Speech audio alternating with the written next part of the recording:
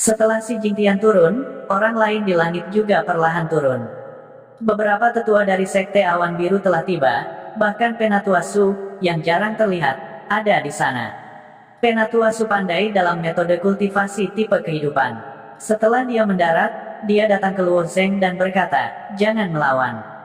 Kemudian, esensi sejati hijau muncul di tangannya dan dia menanamkannya ke dalam pikiran Luo Zeng.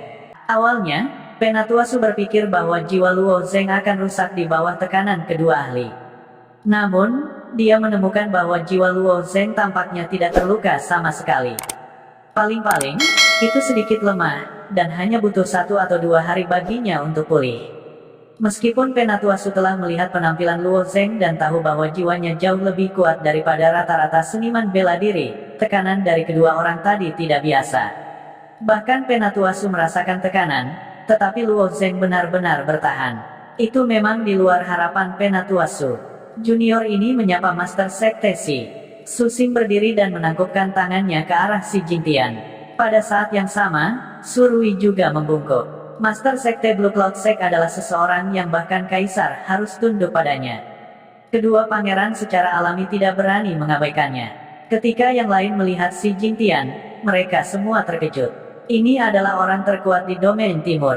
Namun, si Jingtian sama sekali mengabaikan Su Rui dan Su Xing. Dia bahkan tidak melihat mereka. Sebaliknya, dia menepuk bahu Luo Zeng dan tertawa. "Anak baik, kamu ambisius. Hancurkan negara, aku mendukungmu." Mendengar kata-kata si Jingtian, Su Rui terkejut dan wajahnya menjadi sangat jelek. Su Xing, di sisi lain, tersenyum. Namun, itu adalah senyum paksa yang terlihat lebih buruk daripada menangis.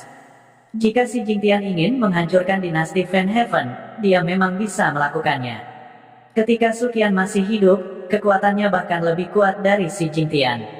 Oleh karena itu, kekuatan dinasti Van Heaven telah meningkat selangkah demi selangkah dalam beberapa tahun terakhir. Ini karena keluarga Su memiliki kaisar yang sangat kuat. Masalahnya adalah Su Qian sudah tidak hidup lagi. Siapa di dinasti Van Heaven yang bisa bersaing dengan si Jingtian? Memang benar bahwa Su Xing memiliki sekelompok Kasim di belakangnya, tetapi Kasim di belakangnya adalah seorang ahli inti surgawi awal. Dia juga orang terkuat di sisinya. Meskipun ahli inti surgawi awal sangat kuat, dia jelas bukan tandingan si Jingtian. Adapun senior Hen Sui, yang membantu Su Rui, dia juga hanya ahli inti surgawi awal. Bahkan jika mereka berdua bergabung, mereka masih bukan tandingan si Jingtian. Selain itu, si Jingtian bukan satu-satunya ahli yang kuat di Sekte Awan Biru. Ada juga wakil pemimpin sekte, sesepuh, Master Hall, Master Tercerahkan, dan sekelompok ahli. Tidak mungkin mereka bisa melawan. Jika si Jingtian mau, dia benar-benar bisa menghancurkan keluarga Su dan menunjuk kaisar baru. Bahkan jika dia menjadi kaisar dinasti Van Heaven, siapa yang berani menolak? Pemimpin sekte Si, bukankah kamu pikir kamu telah melewati batas? Meskipun Su Rui ketakutan, dia masih berbicara dengan sopan. Melewati garis, si Jingtian terkekeh, jadi bagaimana jika saya melakukannya? Anda diizinkan untuk menggertak orang lain, dan orang lain tidak diizinkan untuk menggertak Anda. Apakah Anda benar-benar berpikir bahwa Anda adalah putra surga? Ini hanya pepatah untuk orang biasa, atau cara untuk membodohi mereka. Sungguh lelucon, tidak ada seorang pun di dunia seniman bela diri yang percaya akan hal ini. Selain itu, budidaya seorang seniman bela diri awalnya melawan surga. Bahkan jika Anda adalah putra surga, para seniman bela diri dengan pikiran yang kuat tidak akan menerimanya, apalagi putra surga. Pemimpin sekte Si, kamu membuat janji dengan kaisar bahwa kamu tidak akan ikut campur dengan masalah kerajaan langit yang membara. Kasim itu berbicara dengan suara yang tajam. Si Jingtian mencibir, "Aku tahu kamu akan membicarakan ini, dasar Kasim terkutuk. Jangan khawatir, aku tidak tertarik dengan pertarunganmu. Sedangkan untuk menghancurkan kerajaanmu, aku bahkan kurang tertarik. Aku hanya memberitahu Luo Zeng bahwa dia akan kembali untuk menghancurkanmu setelah melewati ujian di Jalan Awan Biru dan berkultivasi di Aula Awan Biru. Para murid Sekte Awan Biruku tidak boleh diganggu oleh orang luar." Para Kasim tidak berani menunjukkan ketidaksenangan di wajah mereka setelah dimarahi oleh si Jingtian. Mereka bahkan menghela nafas lega setelah mendengar kata-kata si Jingtian. Yang paling mereka takuti adalah si Jingtian ikut campur dalam pertempuran di antara mereka. Jika mereka mengganggu si Jingtian dan dia berdiri di belakang putra mahkota, maka itu akan merepotkan. Mereka hanya akan membiarkan putra mahkota naik tahta. Siapa yang bisa bersaing dengan Sekte Awan Biru? Tatapan Luo Zeng menyapu para Kasim dan dia mencibir, aku tidak akan mengecewakanmu. Su Xing dan Su Rui memandang Luo Zeng, jantung mereka berdetak kencang. Meskipun mereka berdua memiliki informasi tentang Luo Zeng, tampaknya mereka telah meremehkan Luo Zeng. Mereka telah meremehkan bakat dan kekuatannya, serta posisinya di hati si Jingtian. Awalnya, mereka ingin memberi Luo Zeng pelajaran. Selama Luo Zeng terbunuh, si Jingtian tidak akan muncul. Sekarang Luo Zeng masih berdiri di sini, si Jingtian tampak sangat marah.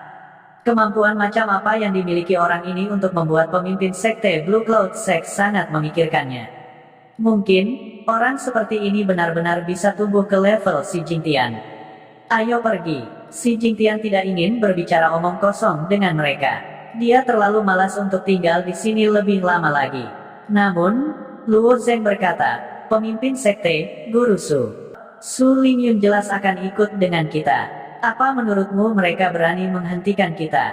Setelah mengatakan itu, si Jingtian menjadi seperti gunung terbang, terus naik. Terbang dilarang di langit di atas istana surga yang terbakar.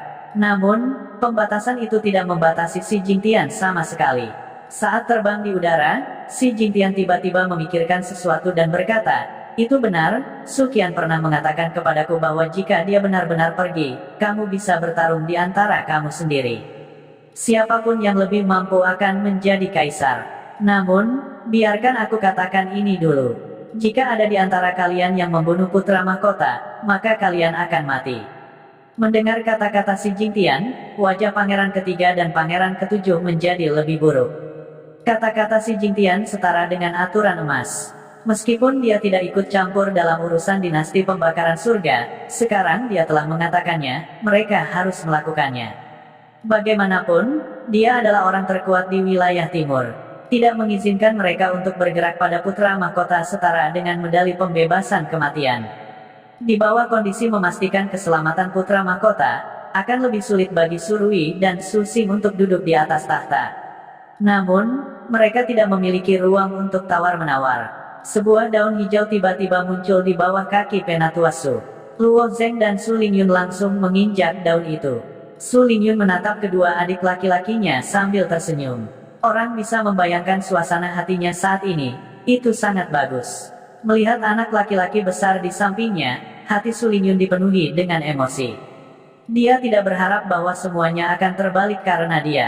Sebelum kompetisi puncak, Su Lingyun memang memiliki fantasi seperti itu. Namun, saat itu, dia merasa itu hanya mimpi yang tidak realistis. Namun, dalam waktu kurang dari sebulan, mimpi ini menjadi kenyataan. Dia benar-benar tidak berani mempercayainya. Meskipun Su Lingyun mengerti bahwa situasi di istana kekaisaran belum terbalik, saudara laki-laki Su Lingyun, yang merupakan putra mahkota saat ini, masih tidak dapat mengubah nasibnya. Namun, dengan medali pembebasan kematian ini, harapan untuk membalikkan keadaan akan selalu ada. Luo Zeng mampu membuat si Jingtian sangat memikirkannya. Mungkin di masa depan, dia benar-benar memiliki kekuatan untuk menghancurkan negara. Menghancurkan suatu negara secara alami hanyalah pernyataan yang kejam. Bahkan jika Luo Zeng memiliki kekuatan ini, dia mungkin tidak akan benar-benar pergi dan menghancurkan dinasti Van Heaven. Prajurit yang telah mencapai alam itu jarang akan begitu bosan untuk menjadi seorang kaisar. Menjadi seorang kaisar hanyalah tujuan akhir dari seorang manusia. Su Lingyun dan Luo Zeng kembali ke puncak Xiaoyu secara bersamaan. Secara alami, mereka disambut hangat oleh para murid dari puncak Xiaoyu. Pada saat ini, puncak Xiaoyu telah mengambil tampilan baru. Di puncak Xiaoyu, beberapa area budidaya rahasia sedang dibangun.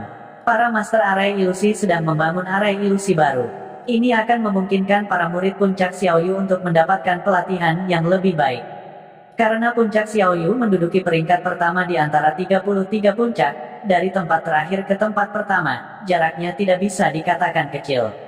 Semua murid telah memperoleh manfaat besar. Semua ini berkat Luo Zeng, dan wawasan Su Lingyun yang membawa Luo Zeng ke puncak Xiaoyu. Namun, kegembiraan ini tidak berlangsung lama. Karena satu hal, itu menghilang. Pada hari ini, di langit di atas Sekte Awan Biru, tiba-tiba sebuah wajah besar muncul. Setelah Luo Zeng kembali ke Sekte Awan Biru, dia diam-diam berkultivasi. Masih ada setengah bulan sebelum Blue Cloud Road dibuka. Jika bukan karena dia harus melakukan perjalanan pulang, Luo Zeng menganggap bahwa dia akan mencurahkan seluruh waktunya untuk berkultivasi. Faktanya, Hua Tianming dan Pei Tianyao melakukan hal yang sama. Hua Tianming telah tinggal di Seven Star Sword Light Platform selama periode waktu ini, bahkan tidak mengambil langkah keluar darinya. Melalui platform cahaya pedang 7 bintang, tidak hanya niat pedangnya dapat ditempa lebih sempurna, itu juga bisa menstabilkan kultivasinya sendiri. Pei Tianyao tidak memilih untuk berkultivasi di alam rahasia. Metode kultivasi Buddhisnya tidak perlu ditempa di alam rahasia, melainkan melalui meditasinya sendiri. Kali ini, Luo Yan tidak patuh kembali ke Purgatory Mountain. Lagi pula, masih ada setengah bulan sebelum Luo Zeng pergi ke Blue Cloud Road untuk berlatih. Tidak banyak waktu yang bisa dia habiskan bersama saudaranya. Setiap napas waktu sangat berharga. Ketika Luo Zeng sedang berkultivasi, Luo Yan menghabiskan sebagian besar waktunya untuk menatap kosong pada kakaknya, memperhatikannya dengan rajin dan serius berkultivasi. Permintaannya sangat sederhana, dia hanya perlu diam-diam menemani Luo Zeng. Dia tidak memiliki terlalu banyak tuntutan yang berlebihan. Sayangnya, takdir sering seperti ini. Itu hanya keinginan kecil, tetapi sangat sulit untuk dipenuhi. Terkadang, Luo Yan berpikir bahwa akan lebih baik jika dia dan kakaknya tidak berasal dari keluarga seni bela diri. Keduanya adalah rakyat jelata, menjalani kehidupan biasa, tanpa begitu banyak pengejaran, dan tanpa begitu banyak bencana. Begitu mereka memulai jalur seni bela diri, mereka ditakdirkan untuk memiliki kehidupan yang sulit. Sepertinya mereka telah memperoleh banyak, tetapi pada kenyataannya, mereka telah kehilangan banyak. Pada hari ini, Luo Zeng sedang duduk di puncak-puncak gunung hujan ringan, terus-menerus mendesak Zhen Yuan di tubuhnya untuk menyerang kemacetan tahap keempat Xiantian. Faktanya, dengan akumulasi dan warisan Luo Zeng, tidak sulit untuk menembus kemacetan ini. Dia hanya perlu menambahkan beberapa pil obat dan dia akan dapat menerobos dalam satu gerakan, tetapi hal itu akan membuat fondasi Luo Zeng tidak stabil, yang akan membuat terobosan di masa depan lebih sulit. Setiap kali Luo Zeng membuat terobosan, dia akan mencapai titik melimpah dengan esensi. Ketika Zhen Yuan-nya terakumulasi hingga batas tertentu, itu akan secara otomatis menembus kemacetan. Terobosan semacam ini bisa membuat fondasinya sangat stabil. Pada hari ini, angin tiba-tiba naik di langit. Awan tebal itu seperti selimut kapas besar, seolah-olah dicengkeram oleh raksasa yang tak terlihat dan berguncang. Rambut Luo Yan berantakan, dan Luo Zeng juga merasakan kekuatan besar di langit, alisnya sedikit berkerut. Awan di langit secara bertahap membentuk wajah manusia yang besar. Apa ini? Penglihatan langit dan bumi. Luo Zeng melihat ke langit dan merasakan bahwa wajah itu memancarkan kekuatan yang tak tertandingi. Kekuatan ini, bahkan Xi Jingtian jauh lebih rendah. Visi langit dan bumi yang begitu luas membuat tidak hanya Luo Zeng dan Luo Yan, tetapi juga semua murid dari Sekte Awan Biru, dan bahkan beberapa orang dari ibu kota kerajaan surga yang terbakar, tercengang. Wajah besar muncul di langit, seberapa sulitkah ini untuk dipahami? Apakah itu dewa? Banyak orang yang percaya pada dewa bahkan membakar dupa, berlutut di tanah, dan menyembah wajah di langit. Mereka menyerukan berkah para dewa. Tetapi banyak seniman bela diri tahu bahwa ini bukan dewa. Itu harus menjadi penatua tertinggi yang sangat kuat yang telah memproyeksikan esensi sejatinya ke langit. Untuk dapat memproyeksikan Truki dalam jarak yang begitu jauh dan membentuk wajah yang begitu besar, kekuatan apa yang dimiliki orang ini? Bahkan jika seniman bela diri itu tahu bahwa ini bukan dewa, kemampuan seperti itu, kekuatan yang menakutkan telah melampaui pemahaman mereka. Kekuatan pemilik wajah ini begitu kuat sehingga mereka tidak bisa membayangkannya. Di benak para seniman bela diri di wilayah timur, itu mungkin setara dengan keberadaan dewa. Banyak pembudidaya menatap wajah besar di langit dengan hormat. Mendengar pertanyaan Luo Zeng, Luo Yan sedikit tersenyum dan menggelengkan kepalanya. Dalam pikiran kecil Luo Yan, hal-hal ini tidak ada hubungannya dengan dia. Tapi segera, Luo Yan menemukan bahwa dia salah. Kemunculan wajah besar ini secara langsung menentukan nasib Luo Yan. Setelah wajah besar itu muncul selama selusin napas, Tiba-tiba ia membuka mulutnya dan berkata, Si Jingtian, keluarlah untukku. Suara ini datang dari langit, dan setiap kata yang diteriakkan seperti petir. Suara itu meledak di telinga semua orang, menyebabkan mereka dalam keadaan kacau dan berdengung. Wajah besar di langit ini, apakah dia mencari sekte Master Xi? Jantung Luo Zeng sedikit melonjak. Meskipun dia tahu bahwa wajah besar ini seharusnya tidak mencarinya, selalu ada firasat buruk yang samar. Si Jingtian, keluarlah untukku. Suara itu terus menggema. Setelah beberapa saat, sebuah titik hitam kecil tiba-tiba melesat ke langit. Itu adalah si Jingtian dari sekte Blue Cloud Sekte. Di mana Luo Yan? Bukankah dia berkultivasi di gunung api penyucianmu? Mengapa aku merasa dia sepertinya telah meninggalkan sekte awan biru beberapa hari terakhir ini? Setiap kata yang keluar dari wajah besarnya seperti petir. Namun, di telinga Luo Zeng, suara ini tampaknya lebih kuat daripada petir. Ekspresinya tiba-tiba berubah. Jadi seperti itu. Wajah besar ini seharusnya adalah proyeksi True Essence orang itu. Mata Luo Zeng menatap wajah besar ini. Dia ingin mengingat penampilan ini dengan kuat, seolah-olah dia mengukirnya di benaknya dengan pisau. Orang ini adalah orang yang ingin mengatur arah reuni iblis. Dia adalah orang yang ingin mengambil yin primordial Luo Yan. Melihat wajah besar dan merasakan aura kuat yang dipancarkan darinya, Luo Zeng merasa bahwa dia sangat kecil.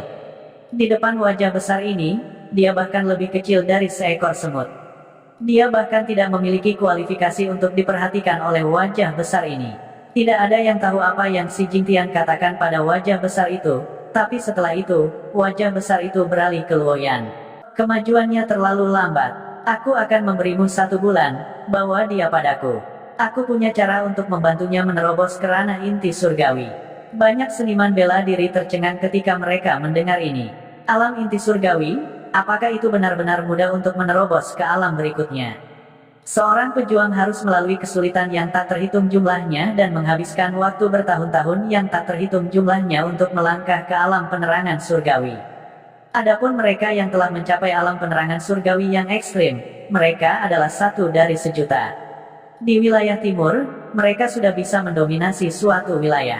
Alam inti surgawi, prajurit yang telah menembus ke ranah inti surgawi adalah eksistensi tertinggi di wilayah timur. Jumlah prajurit inti surgawi di wilayah timur dapat dihitung dengan 1 tangan, atau bahkan dengan 1 tangan. Tapi wajah besar ini begitu percaya diri sehingga dia bisa membantu Luo Yan menerobos ke ranah inti surgawi. Tidak peduli seberapa berbakatnya Luo Yan, jika dia ingin menerobos ke alam inti surgawi, dia masih membutuhkan beberapa kemampuan luar biasa. Namun, tidak ada yang mengira bahwa wajah besar itu membual.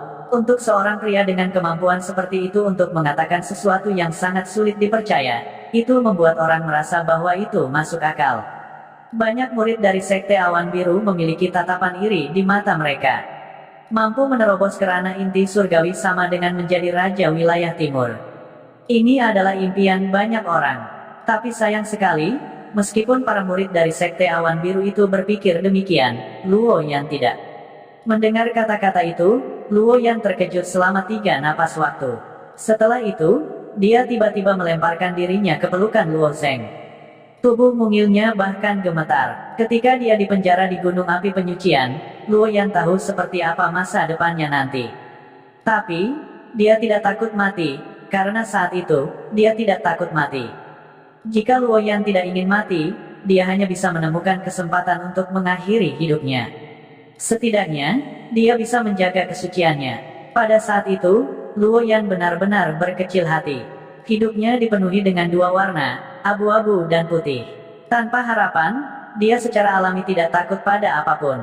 Tapi sekarang, Luo Yan melihat harapan, dan harapan ini justru dibawa oleh kakaknya. Begitu orang memiliki harapan, mereka akan berharap bahwa harapan ini akan terus berlanjut, dan akhirnya, impian mereka akan menjadi kenyataan. Pada saat yang sama, juga akan ada ketakutan sejati di hatinya. Dia takut semua yang tiba-tiba muncul tiba-tiba hilang. Itulah mengapa Luo Yan gemetar ketakutan. Luo Zeng merasa seperti sedang memegang anak rusa yang gemetar, merasakan ketakutan yang dalam di hatinya. Yaner, jangan takut, aku di sini. Luo Zeng samar-samar menatap wajah raksasa di langit. Dia tahu bahwa penghalang jalan besar telah muncul di jalur seni bela dirinya. Penghalang jalan ini, dia harus membersihkannya. Orang ini, dia harus membunuh. Dia tidak tahu apa yang dikatakan si Jingtian kepada pria itu, tetapi pria itu segera berkata, "Baiklah, sangat bagus, jika saya tidak melihat Luo Yan setelah sebulan, sekte awan biru kecil ini akan terhapus dari dunia ini." Setelah itu, kedua mata di wajah raksasa itu menatap puncak Xiaoyu. Luo Zeng merasa punggung Luo Yan kaku, tampaknya merasakan tatapan pria itu, tetapi Luo Zeng tidak menghindarinya. Matanya berkilat seperti bintang, dan dia menatap wajah raksasa itu. Dalam pandangan Luo Zeng, ejekan dari wajah raksasa sebelum menghilang diarahkan padanya. Ketika seorang seniman bela diri berkultivasi ke levelnya, statusnya sudah sangat tinggi. Mungkin bagi orang seperti ini, kecantikan bukanlah hal yang terlalu penting. Selama dia mau, dia bisa mengumpulkan 3.000, atau bahkan 30.000 harem, dan mereka semua cantik luar biasa. Apa yang orang ini hargai bukanlah kecantikan Luo Yan. Dia ingin mengambil yin primordial Luo Yan, hanya demi formasi akasia iblis surgawi, demi budidaya. Mungkin orang ini melihatnya memegang Luo Yan dan memiliki sedikit kesalahpahaman, tetapi orang besar seperti itu meremehkan untuk repot dengan keberadaan seperti semut seperti Luo Zeng. Cemoohan itu dipenuhi dengan penghinaan, ketidakpedulian, dan ketidakpedulian. Setelah wajah raksasa menghilang untuk waktu yang lama, Luo Yan mengangkat kepalanya. Dia terkejut dengan reaksinya sendiri. Sepertinya dia sudah lama tidak takut pada sesuatu. Mungkin, hanya ketika dia berada di dekat kakaknya, dia akan begitu rapuh.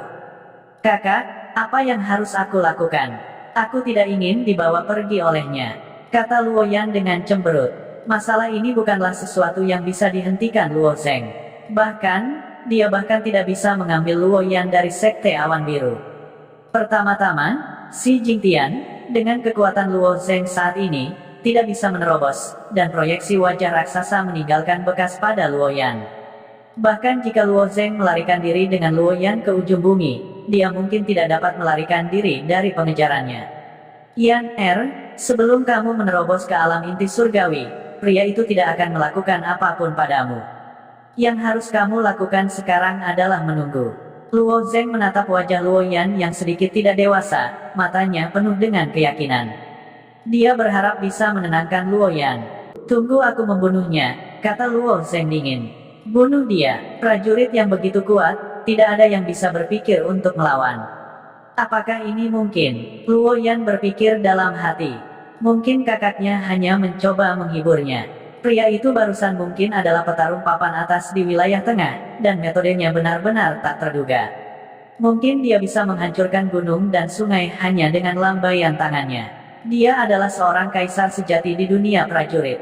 Sepertinya Luo Zeng masih seekor semut, tetapi dia bersumpah untuk menantang seekor singa. Dia tidak hanya ingin menantangnya, dia juga ingin membunuhnya. Apakah ini mungkin? Meskipun Luo Yan tidak percaya, dia masih menganggukkan kepalanya dengan sedikit senyum di wajahnya. Namun, senyumnya agak dipaksakan. Bagaimana mungkin Luo Zeng tidak melihat pikiran Luo Yan? Gadis ini sama sekali tidak tahu bagaimana menyembunyikan perasaannya. Luo Zeng menggosok kepala Luo Yan dan berkata sambil tersenyum, "Kamu tidak percaya padaku. Ketika kamu berada di gunung api penyucian, apakah kamu percaya bahwa aku dapat mencapai langkah ini? Apakah kamu percaya bahwa aku dapat membawamu keluar dari api penyucian?" Luo Yan melengkungkan bibirnya. Setelah berpikir sejenak, dia mengedipkan matanya yang besar 2 kali dan mengatakan yang sebenarnya, "Aku tidak percaya padamu. Hanya ketika sesuatu terjadi, kamu akan memilih untuk percaya padaku." "Yan jadi kamu tidak terlalu mempercayai kakakmu?" Luo Zeng berkata sambil tersenyum. Apa yang dikatakan Luo Zeng masuk akal, tapi tidak sepenuhnya benar. Luo Zeng memang telah menciptakan keajaiban yang tak terbayangkan. Namun, jika Luo Zeng ingin meniru keajaiban ini di wilayah tengah, kesulitannya akan meningkat 100 kali lipat. Seorang ahli tingkat itu, bahkan jika 100 si Jingtians ditumpuk bersama-sama, mereka masih tidak akan menjadi lawannya. "Yan lihat mataku." Luo Zeng menatap mata Luo Yan dan berkata dengan nada serius yang tak tertandingi, "Aku bersumpah dalam hati Dao bela diri bahwa kata-kata ini bukan kebohongan tunggal. Dia adalah seseorang yang harus aku bunuh." Luo Yan menutup mulutnya. Kakak, tidak perlu bersumpah di hatimu tentang bela diri. Sumpah semacam ini tidak bisa dibuat begitu saja. Jika Luo Zeng tidak melakukannya di masa depan, maka sumpah ini akan menjadi penghalang dalam budidaya Dao bela dirinya. Kecuali dia bisa memenuhi sumpah ini, kekuatannya tidak akan bisa meningkat di masa depan. Oleh karena itu, sangat sedikit seniman bela diri yang bersedia bersumpah demi Dao bela diri mereka. Namun, Luo Zeng tahu bahwa pemilik wajah raksasa itu telah menjadi penghalang bagi Luo Zeng sebelumnya. Dia adalah penghalang yang harus dia selesaikan untuk menginjakan kaki di puncak Dao bela diri. Satu sumpah lagi atau satu sumpah kurang tidak ada bedanya sama sekali. Dia masih harus membunuhnya untuk melangkah lebih jauh di jalur Dao bela diri. Sumpah ini hanya untuk membuat adiknya merasa nyaman. Saat Si Jingtian turun dari langit, dia bertepuk tangan. Su Lingyun juga ikut dengannya. Su Lingyun awalnya berada di tengah gunung. Ketika dia melihat adegan ini dan mendengar kata-kata dari wajah raksasa itu, dia secara alami tahu bahwa itu ditujukan pada Luo Yan. Itulah mengapa dia mengendarai kereta langit terbang. Bagus, sangat bagus, tidak buruk. Murid-murid Sekte Awan Biruku benar-benar heroik. Lingyun kecil, kamu benar-benar memiliki mata yang bagus untuk dapat memilih bibit yang bagus untuk memasuki puncak hujan kecil. Si Jingtian tertawa dengan berani. Pemimpin Sekte Si, Luo Zeng berdiri dan membungkuk. Si Jingtian mengangguk dan berkata, saya pikir Anda telah mendengar apa yang dikatakan orang itu. Ya, Luo Zeng mengangguk. Kekuatan orang ini terlalu kuat. Aku, Si Jingtian, tidak bisa menentangnya, jadi aku hanya bisa membawa Luo Yan pergi. Aku harap Luo Zeng tidak menyalahkanku karena tidak bisa melindungi Luo Yan. Si Jingtian menggelengkan kepalanya, dan berkata, pemimpin Sekte Si, kamu sudah keterlaluan. Bagaimana aku bisa menyalahkanmu untuk hal semacam ini? Luo Zeng menggelengkan kepalanya dan berkata, meskipun Anda bersumpah pada hati seni bela diri Anda bahwa Anda harus membunuhnya, dan saya, Si Jingtian, juga akan setuju dengan Anda, saya masih ingin mengingatkan Anda bahwa kesulitannya masih terlalu tinggi. Di wilayah tengah, ada hanya sedikit orang yang sekuat dia, tetapi jika kamu ingin menemukan orang yang membunuhnya, aku khawatir kamu tidak akan dapat menemukannya. Si Jingtian menggelengkan kepalanya. Tidak ada seorang pun di wilayah tengah yang bisa membunuhnya. Kata-kata Si Jingtian sedikit mengejutkan Luo Zeng. Dengan kata lain, orang ini adalah ahli top di wilayah tengah. Pertarungan antara para ahli top dapat menentukan pemenangnya, tetapi sulit untuk membunuh pihak lain. Bagaimanapun, seniman bela diri bukanlah boneka kayu atau binatang iblis. Pakar top tidak hanya kuat, tetapi mereka juga memiliki kemampuan yang kuat untuk melarikan diri. Dalam situasi di mana kedua belah pihak adalah ahli top, jika salah satu dari mereka hanya ingin melarikan diri, memang akan sulit untuk membunuh yang lain. Namun, mata Luo Zeng tidak redup sedikit pun. Setelah sedikit terkejut, matanya berkedip lagi. Itu adalah semacam kepercayaan diri yang mengalir dari tulangnya. Melihat Luo Zeng masih penuh percaya diri dan semangat juang, Si Jingtian sangat mengaguminya. Meskipun Si Jingtian berkali-kali lebih kuat dari Luo Zeng, ketika dia berbicara di depan pukulan besar ini, Si Jingtian juga tidak berani bernapas terlalu keras. Tidak ada jalan lain, seniman bela diri seperti ini. Jika mereka lemah, mereka hanya bisa memilih untuk menundukkan kepala dan melindungi diri mereka sendiri. Jika mereka lemah dan tidak tahu bagaimana menilai situasinya, mereka biasanya akan mati. Luo Zeng tahu perbedaan kekuatan antara dia dan orang itu, tetapi dia masih bisa mempertahankan kepercayaan dirinya. Ini menunjukkan bahwa hati seni bela diri Luo Zeng jauh lebih kuat dari yang dia bayangkan.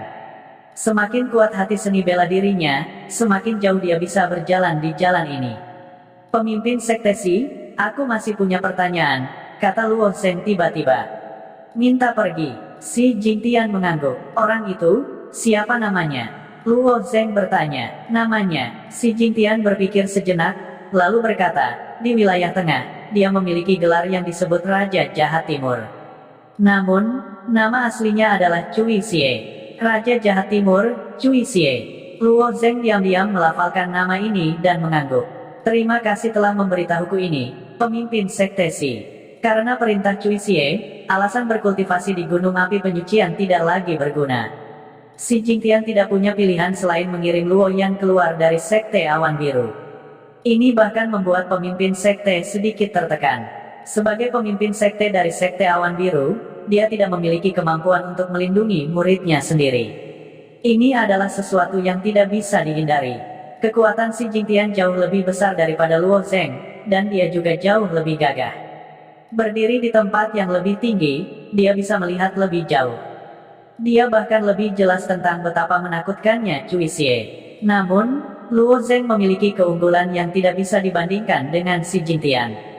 Luo Zheng masih sangat muda, dan dia masih memiliki potensi tak terbatas untuk digali. Sungai mengalir ke timur selama 30 tahun, dan sungai mengalir ke barat selama 30 tahun. Nasib adalah sesuatu yang tidak ada yang bisa mengetahuinya. Semuanya tergantung pada keberuntungan dan keberuntungan Luo Zheng. Langkah pertama yang diambil Luo Zheng adalah uji coba Blue Cloud Road. Itu semua tergantung pada pencapaian seperti apa yang bisa dia dapatkan di Blue Cloud Road, dan apakah dia bisa mendapatkan dukungan dari Cloud Hall. Dini hari berikutnya, di Blue Sky Platform, Luo Yan melihat ke belakang dengan setiap langkah yang dia ambil. Matanya dipenuhi dengan nostalgia Luo Zheng. Dia sudah melangkah ke tangga kereta surga terbang raksasa, tetapi dia tiba-tiba berbalik dan berlari untuk memeluk kakaknya. Sejak mereka berusia 10 tahun, mereka berdua telah berpisah lebih dari bersama. Setelah perpisahan ini, mereka tidak tahu kapan mereka akan bertemu lagi. Ketika mereka bertemu, akan ada perpisahan. Luo Yan dengan enggan menginjak kereta terbang raksasa dan perlahan naik ke langit. Melihat ke bawah dari jendela kaca kereta langit terbang, Luo Yan linglung. Namun, Luo Zheng dengan lembut melambaikan tangannya dan membuat gerakan. Luo Yan telah melihat gerakan ini sebelumnya di Gunung Api Penyucian, jadi dia secara alami tahu apa artinya. Dengan pengalaman Luo Zheng, pikirannya perlahan menjadi lebih kuat dan lebih tenang. Dia tidak lagi impulsif dan mudah marah seperti sebelumnya. Kepergian Luo Yan menambah sedikit kesedihan di hati Luo Zheng, tetapi dia dengan sangat cepat menekan emosi ini di lubuk hatinya yang terdalam. Beberapa hari kemudian, Luo Zheng, Hua Tianming dan Pei Tianyao berkumpul di Green Cloud Palace. Waktu ujian jalan awan hijau akhirnya tiba. Menjelang hari ini, mereka bertiga masing-masing memiliki perasaan yang berbeda. Hua Tianming sangat menantikannya. Dia sudah lama menantikan wilayah tengah. Dia sangat bersemangat untuk mengambil langkah ini dan pergi ke dunia yang luas untuk mengasah keterampilan pedangnya. Pei Tianyao, di sisi lain, berharap bahwa sebagai reinkarnasi dari Raja Kebijaksanaan yang tak tergoyahkan, dia perlu mendapatkan warisan yang lebih besar lagi. Bagi Luo Zheng, itu tidak bisa dihindari. Sama seperti bayi yang harus mengambil langkah pertama. Kalian bertiga, ikut aku. Setelah Xi Jingtian keluar dari Sekte Awan Hijau, dia dengan santai menyapu mereka bertiga dan terbang ke arah tertentu. Mereka awalnya berpikir bahwa jalan awan hijau akan membawa mereka ke wilayah tengah dengan kereta langit terbang raksasa seperti Luo Yan. Lagi pula, wilayah timur terlalu jauh. Bahkan jika Flying Heaven Chariot raksasa terbang dengan kecepatan penuh, masih akan memakan waktu setengah bulan untuk melintasi pegunungan yang luas di tengah. Mereka tidak menyangka bahwa Xi Jingtian benar-benar akan membawa mereka bertiga ke arah yang sama sekali berbeda.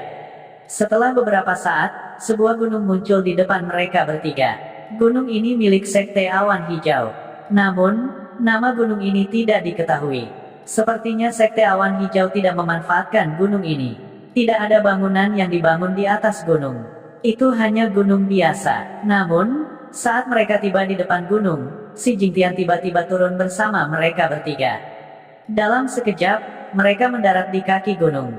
Ketiganya memiliki ekspresi bingung di wajah mereka. Mereka tidak tahu apa yang Xi Jingtian coba lakukan.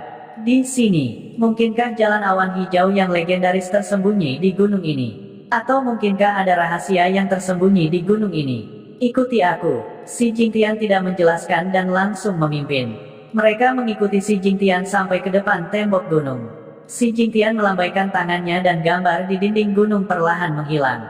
Sebuah gua besar benar-benar muncul di dinding gunung.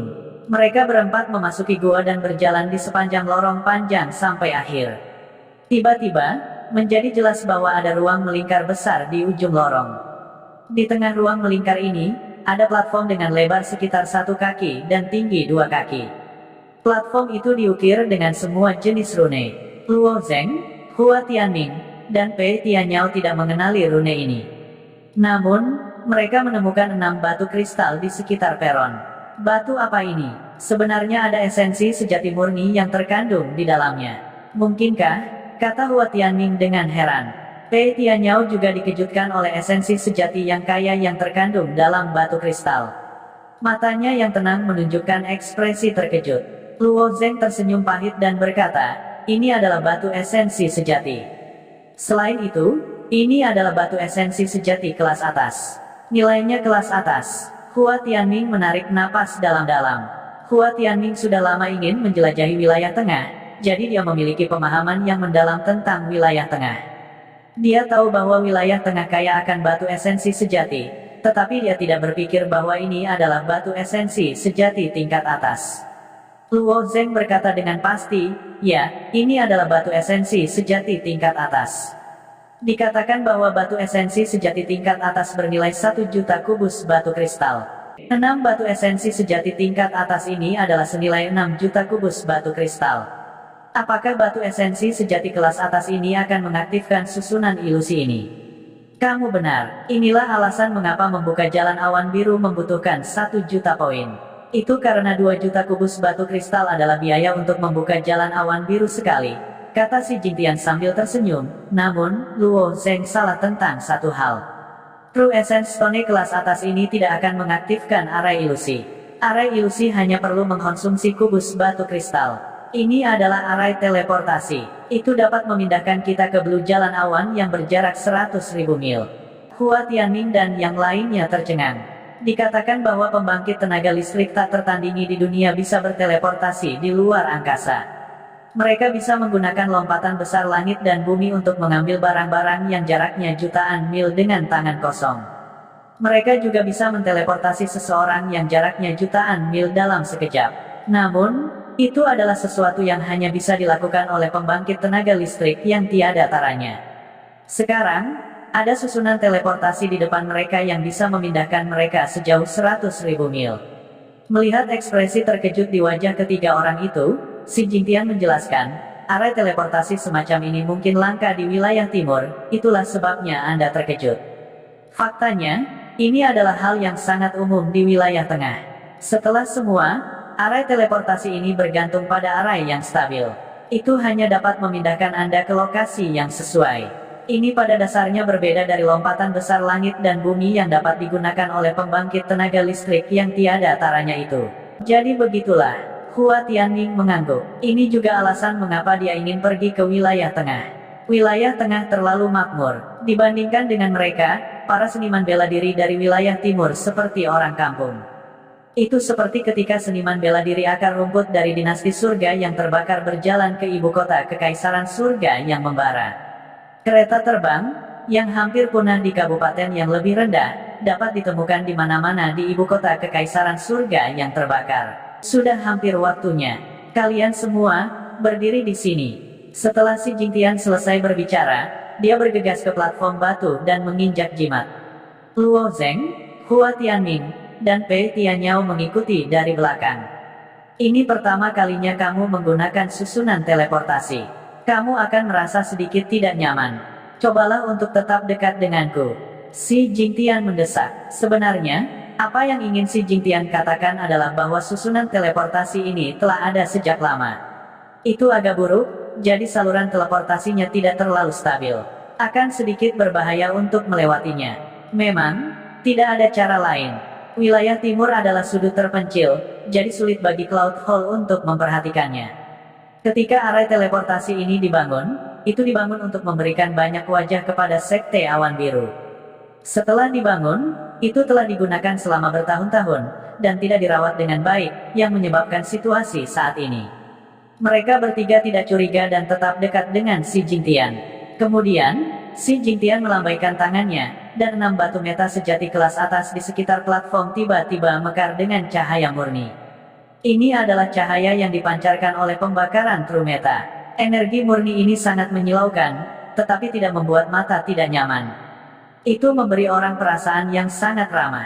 Bagaimanapun juga, True Meta Stone dari True Meta Stone bisa langsung diserap oleh seniman bela diri. Hua Tianming mau tidak mau menyerap meta sejati dari batu meta sejati kelas atas. Melihat ini, Xi Jingtian dengan cepat menghentikannya dan berkata, meta sejati ini digunakan untuk menggerakkan susunan teleportasi. Hua Tianming terkejut dan dengan cepat berhenti menyerap meta sejati. Dia dengan malu-malu mengusap kepalanya dan menunjukkan senyum canggung. Luo Zeng dan Pei Tianyao saling memandang dan tersenyum. Bahkan, mereka juga memiliki dorongan yang sama.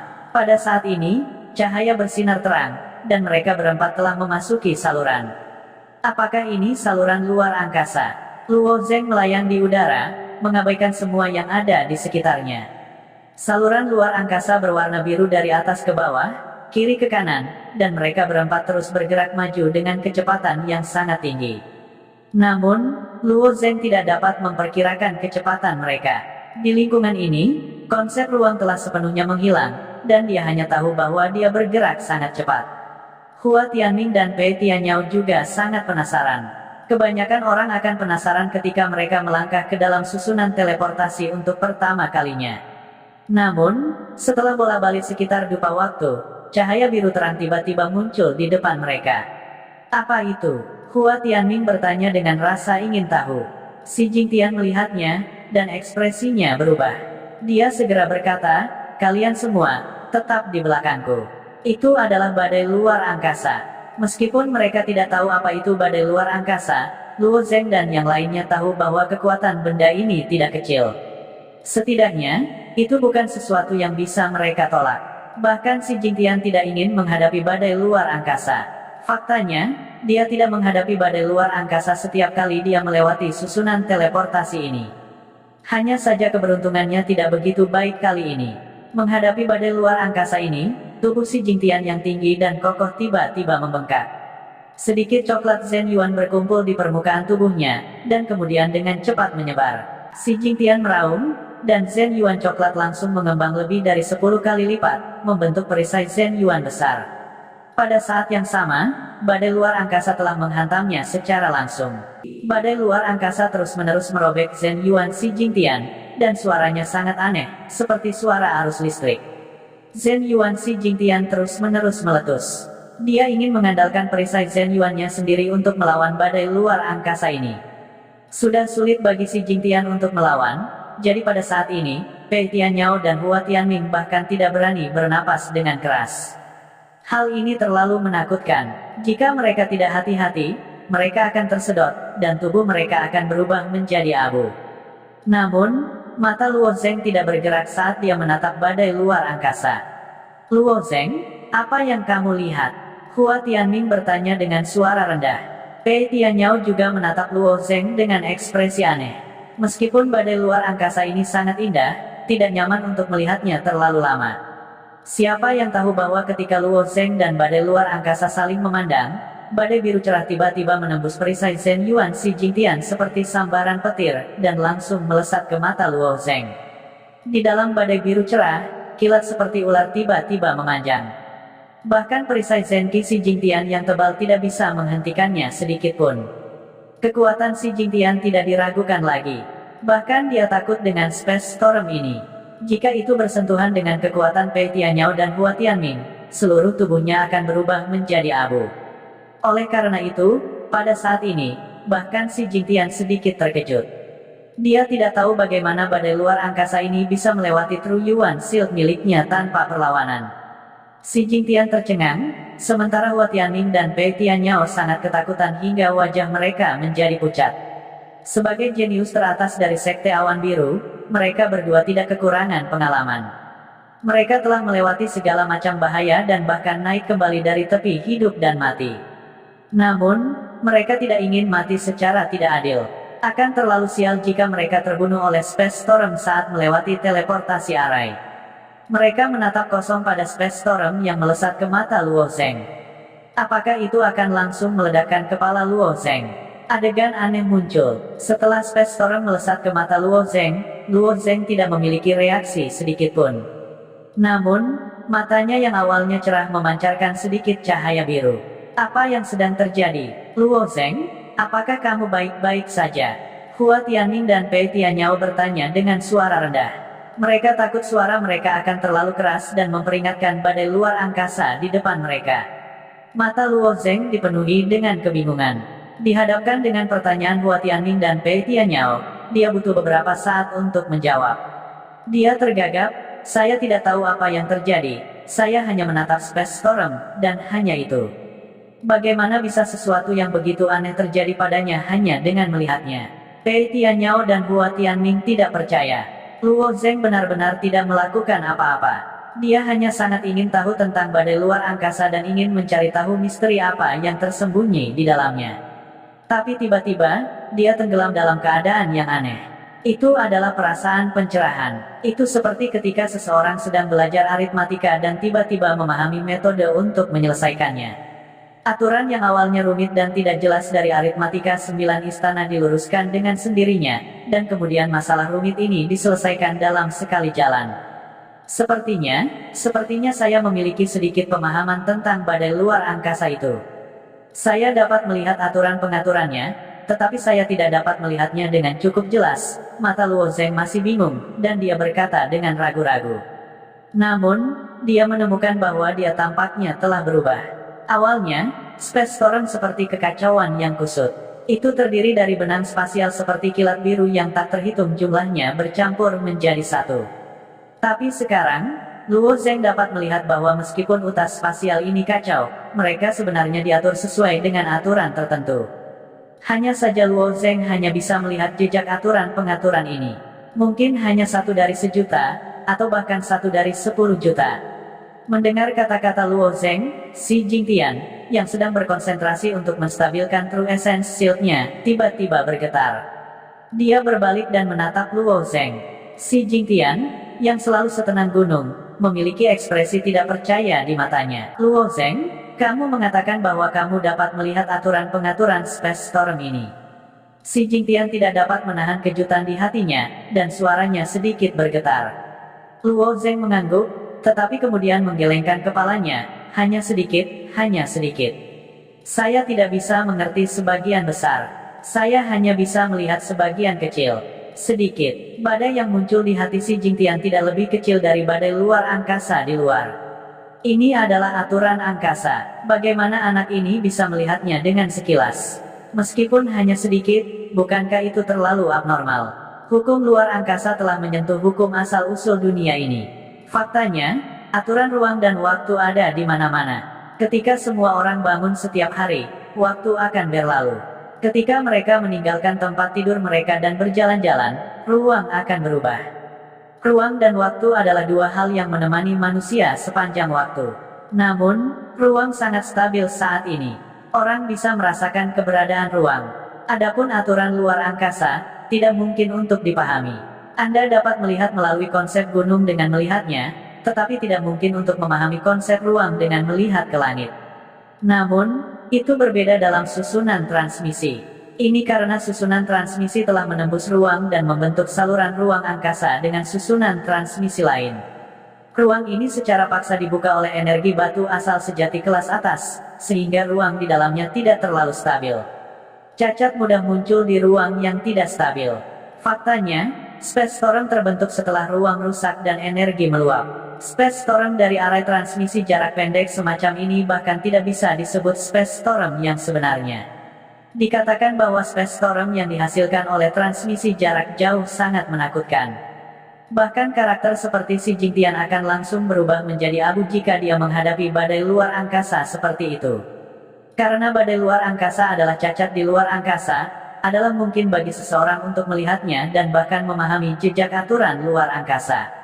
Mungkin, itu hanya kemungkinan. Mencoba menemukan, sedikit, hukum yang disebutkan Luo Zeng dalam badai ruang angkasa yang kacau bahkan lebih sulit daripada naik ke surga. Dengan sepengetahuan Xi Jingtian, dia belum pernah mendengar ada orang yang bisa melakukannya. Tapi sekarang sepertinya Luo Zeng telah melakukannya. Meskipun dia meragukan kata-kata Luo Zeng, memang ada jejak Space Storm yang menembus True Yuan Shield-nya dan memasuki mata Luo Zeng. True Yuan Shield miliknya sangat tebal sehingga tidak mungkin ada celah. Jika tidak, jejak badai luar angkasa itu pasti sudah membunuh Pei Tianyao dan Hua Tianming. Oleh karena itu, menurut analisis Xi Jingtian, jejak biru terang itu bukanlah badai luar angkasa, tetapi jejak aturan ruang angkasa. Mampu memahami jejak aturan ruang setelah melewati susunan transmisi yang rusak, Xi Jingtian tidak bisa berkata-kata. Sebaliknya, Hua Tianming dan Pei Tianyao tidak tahu arti di baliknya, jadi mereka tidak terkejut seperti pemimpin sekte Xi. Mereka bertanya-tanya mengapa ekspresi Xi Jingtian begitu aneh. Akan aneh jika ekspresi Xi Jingtian tidak aneh. Xi Jingtian tiba-tiba teringat bahwa Cloud Hall pernah mengeluarkan misi.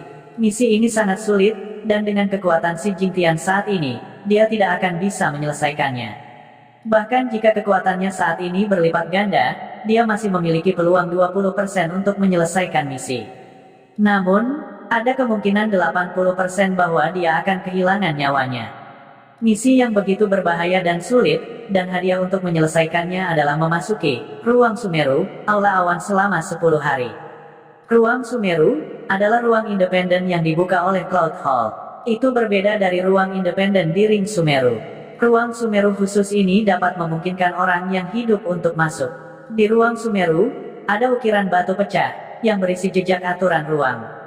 Misi yang begitu sulit, tetapi hanya untuk memahami ukiran batu ini selama 10 hari. Harganya terlalu tinggi. Yang lebih buruk adalah bahwa ukiran batu berisi sangat sedikit aturan ruang angkasa. Sangat sulit untuk memahami aturan ruang melalui ukiran batu ini. Dari 1000 orang yang memasuki Ruang Sumeru, hanya 2 atau 3 orang yang bisa memahami aturan ruang angkasa. 1000 orang ini memiliki kemampuan untuk menyelesaikan misi. Itulah sebabnya mereka memenuhi syarat untuk memasuki Ruang Sumeru. Kekuatan mereka jauh lebih kuat daripada Xi Jingtian, dan masing-masing dari mereka adalah bakat yang tiada taranya. Dari sini, bisa dilihat betapa berharganya aturan ruang angkasa. Memahami jejak aturan luar angkasa akan sangat bermanfaat bagi seseorang. Begitu banyak ahli bela diri yang lebih kuat dari Xi Jingtian berbondong-bondong ke sana seperti sekawanan bebek. Namun, hari ini, dia hanya membawa Luo Zheng ke susunan teleportasi sekali, dan Luo Zheng sudah memahaminya. Pada saat ini, Xi Jingtian benar-benar cemburu pada Luo Zheng. Dia bahkan tidak tahu apakah dia iri dengan keberuntungan atau bakat Luo Zheng. Tahap ketiga Xiantian, transformasi roh pedang, memahami jejak aturan ruang.